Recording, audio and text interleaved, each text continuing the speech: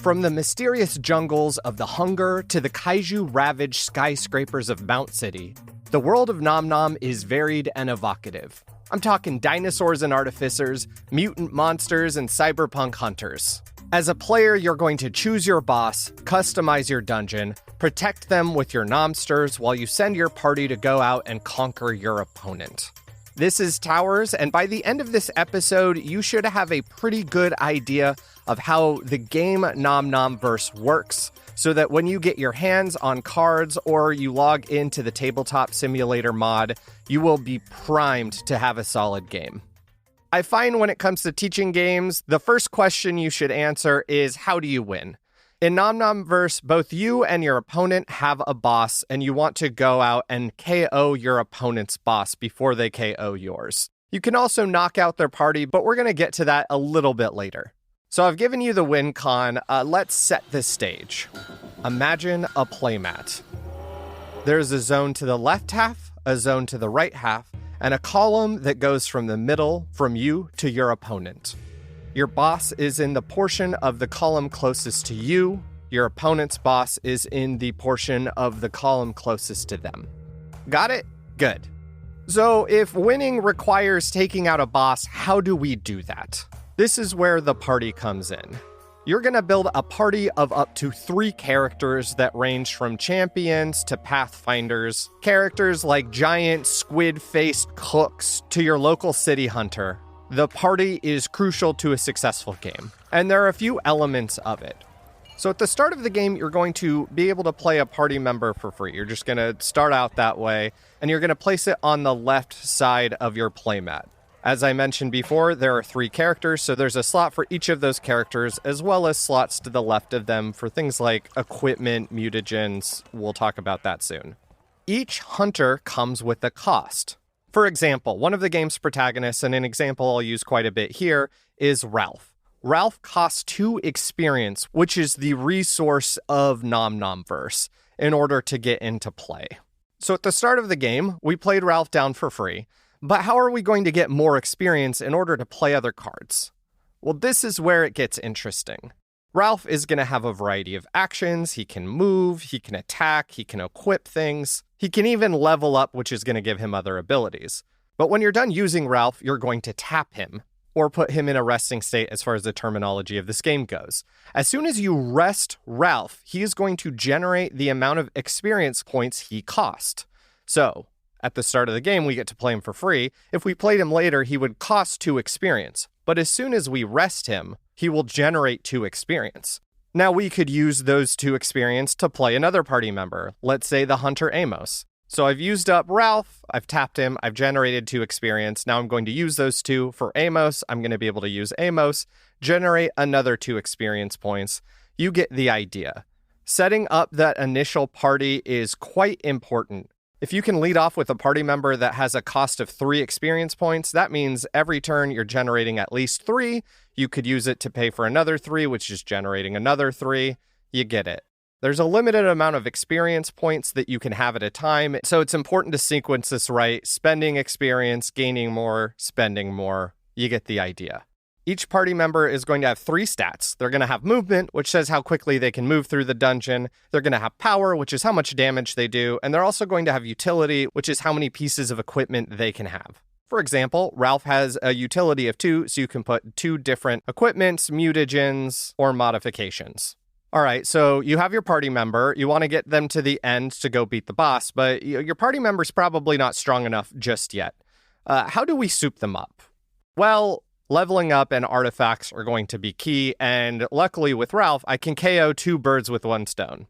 So champions are going to have different levels on their card with effects that go off once you achieve that level. In order to level up, you need to pay the experience they cost to bring in the first place once again. So with Ralph, he costs 2. If I spend another 2 experience points, Ralph is going to go to level 1. And once he goes to level 1, it's going to trigger an effect. In this case, we get to search for Ralph's robot arm from anywhere and put it into play to the left of him. Remember, he's got that utility slot, so he can have up to 2 cards. So now Ralph has his robot arm, and that's going to give him extra power, extra hearts, that sort of thing. There are a lot of fun mutagens and artifacts you can play. My opponent got a dino blood off on one of their champions, and it was really devastating. It powered them up quite a bit. So we have the party on the left side of our playmat, along with their equipment and anything else we attach to them. How are we going to go KO the opponent's boss? So if you remember that center column, that's where the dungeon's going to take place, which I'll go into in detail in another section, but they have to travel all the way to your opponent's side of the board in order to start attacking and KOing that boss. But it's not going to be easy, because this game is full of Nomsters. Gamma bats, mecha kaiju, plant-infested appliances. At this point, we're going to look at the right side of your playmat. After you go through the party phase, you use your party up as much as you want to, you rest them all, you move on to the Nomster phase. In the Nomster phase, you can play any Nomster from your hand, once per turn. And unlike the party, where you can have 3 party members, you can have any number of Nomsters, but in order to figure out how many, we're going to need to get into dungeon points. So where party and equipment is brought into the game or called using XP, you don't need to spend any XP on Nomsters. Instead, each Nomster is going to take up a certain amount of what are called dungeon points. And this is probably going to be easier to explain with an example than a definition. You have a limited amount of dungeon points. So on my first turn, I'm going to put out Voltaraptor, which takes up 2 dungeon points. Say I have 5 dungeon points total. Now I have enough for 3 points worth of monsters. If you played any war games like Warhammer, this is going to be familiar to you. In war games like that, you might start with 100 points for both you and your opponent. You might put out a giant mech that costs 80 points and then some small infantry that just costs a few to fill up the remaining 20, whereas your opponent might field a giant army of lower costing figures that still equal up to 100 dungeon points. Same concept here. I believe 5 dungeon points is the limit, so you can only have 5 dungeon points worth of Nomsters on the board at once. The little dino bug Bugadon only costs 1, whereas the giant Mecha Kaiju Beta 3 costs 3, to give you an idea. So I could have 1 Voltaraptor, which costs 2, 1 Beta 3, which costs 3, and now I only have 2 Nomsters on the board, but they're quite powerful. Or I could have 5 Bugadons. Not very strong, but action economy is a whole thing, and that's a lot of figures running around and helping defend your dungeon. So I've played my Nomster down, and I can put that Nomster on any one of my sectors, which is in the dungeon section, which we're going to talk about next. Nomsters also have move and attack. They don't level up, though they're going to have different abilities that are nice. For example, with Voltaraptor, Voltaraptor is able to take 2 actions in a turn. If you spend your second action attacking the same figure, it gives you back an action so that you can then attack for a 3rd time. Or like the dino bug Bugadon, when you bring out Bugadon, you can immediately search and play another Bugadon so you can flood the field. But when Bugadon dies, it explodes, doing 2 AoE damage to anything around it, which you're ideally using to your advantage. Now, while Nomsters are going to get in the way of your party, defeating them does have a perk. Nomsters are going to have a little XP bonus. For example, Voltaraptor, instead of the utility slot that you have on your party members that shows you how many equipments you can have, Voltaraptor has a reward of 1 XP. So once you knock out Voltaraptor, you get an extra XP, which can be used to spend on more things, which will help you take out more Nomsters. So, left of the board is party members, right of the board is my Nomsters. What about this center?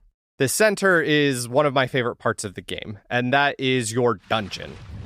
You are going to build a dungeon deck of 5 cards. Each of those cards is called a sector, and these can be anything from underwater restaurants, storm-washed mountains, dino marts, mutagen labs, that sort of thing.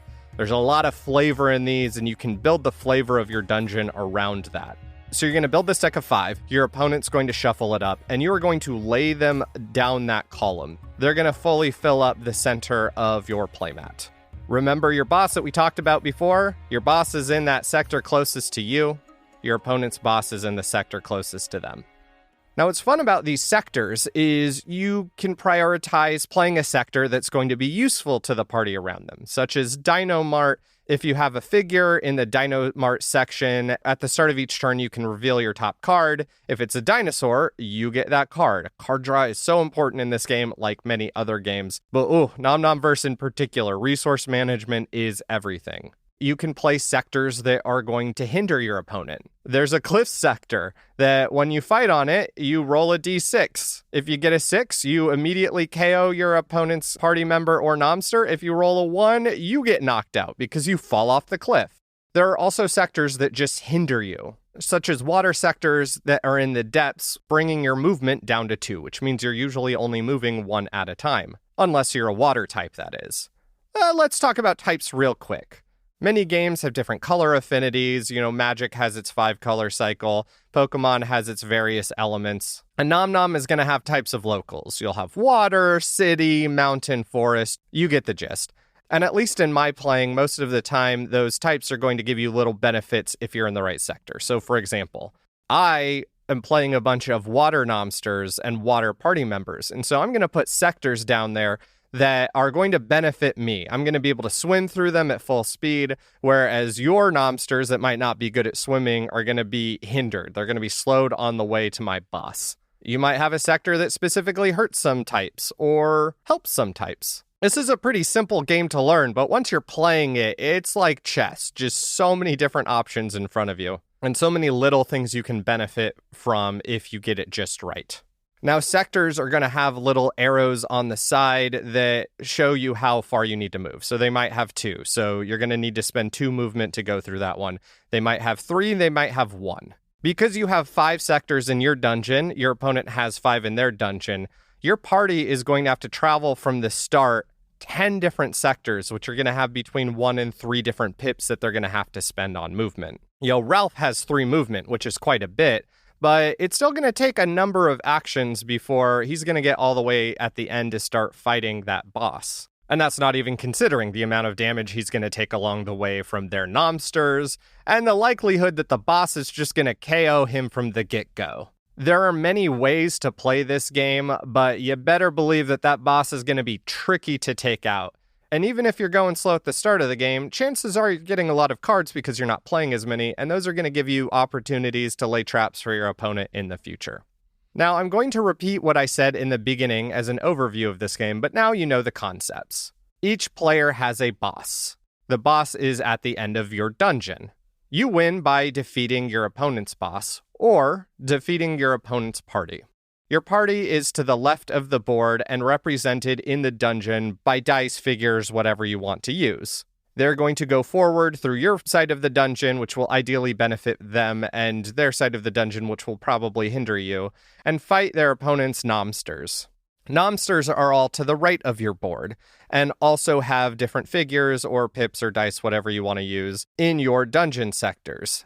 As the party goes down, they're going to have to fight those nomsters. And a quick thing, nomsters are never fighting nomsters. Your party is on the left side of that column. Your nomsters are to the right, which means your opponents are mirrored. So it's always going to be party versus nomster, nomster versus party. And with those nomsters and with your party, you're going to be moving up and down this dungeon. You can move backwards. We had a strategy where Ralph was going in, attacking a nomster, and then leaving, where he might have been able to get healed by the sector effect or another party member.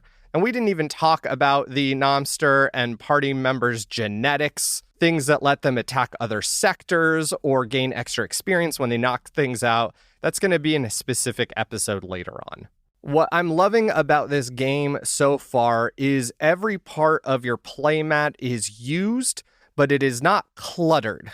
It is a game where it's pretty easy to play the cards down, and the complexity goes in how you're moving your figures around and how your opponent is moving their figures around. It is a game where if you take 2 players with the dinosaur deck, 2 players with the kaiju hunting deck, and they each play each other, you are likely to have completely different games because each player is going to have different strategic inclinations. And I got all that just from playing the starter decks on the Tabletop Simulator mod. This isn't even taking deck building into an account.